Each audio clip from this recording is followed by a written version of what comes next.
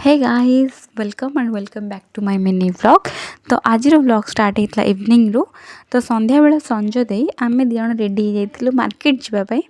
तो चलते देखिए आम कौन कौन कलु। फर्स्ट आम जा पहुँची जाइलु पार्लर रे। देन सेठू आम जंप कलु दुकान को। जेहेतु पार्लरटा दुकान पाखरे तो आमको बहुत कम टाइम लगिला। सेठू आम पहुँची भितर पलैलु जेहेतु आज पुओं किसी किणवार थिला। तापाई फर्स्ट आम टोपी देखुलु। फर्स्ट कथा टोपी किसी पसंद आसलानी। देन आम अलग देखापी कहलु। तापर देखिपे दुकान के भिड़। शीत दिन माने कमल सबुआड़े देख सबू दुकान कमल आ लोकंर भिड़ भी से लास्ट आम यही टोपीटा चूज कलु जोटा कि बहुत भल मानुला।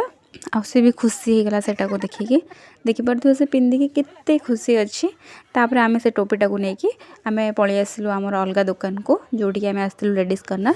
तापर सेठी आसी आम कि किणाकिणी करूँ। देन आम पलि जाइलु समस्तर फेवरेट प्लेस बरा तरकारी दुकान को। जहाँ कुह पछे बरा तरकारी टे खाइबनी आ बजार जीव सेटा तो अधा अधूरा।